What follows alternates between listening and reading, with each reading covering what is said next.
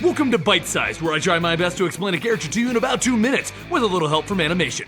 Deadpool is the Merc-with-the-Mouth anti-hero that was first introduced to Marvel Comics in New Mutants number 98 in February 1991. Since then, he took the comic book world by storm with his unique brand of fourth-wall-breaking humor and his desire to irritate every other Marvel character out there. He is a well-known mercenary named Wade Wilson that also has a gorgeous girlfriend and a perfect life. Until it wasn't perfect. He got cancer and decided to break it off with his girlfriend so that she wouldn't have to see him suffer. Like many stories where our heroes get a terminal disease, Wade decided to find a way to cure his own problem. And this led him to Department K, otherwise known as the Superhero Factory, otherwise known as Weapon X. The Canadian government wasn't a fan of calling it Weapon X because it was kind of known for letting a guy who had claws go a little while ago. Taking the healing factor from that lovable unnamed superhero, they tried to put it into Wade, hoping to cure him and make him an unstoppable beast of an assassin. Except that it made him look like he was chewed up by a meat grinder and turned him into the worst looking hamburger ever. This made him a useless undercover assassin and they threw him into a hospice where he was expected to die. Except that he couldn't because of that pesky healing factor. Since he was always on the brink of death, he became capable of seeing Mistress Death, and since he is the only living being that could see and talk to her, she fell in love with him. But eventually his healing factor did kick in, going into overdrive, even regrowing his own heart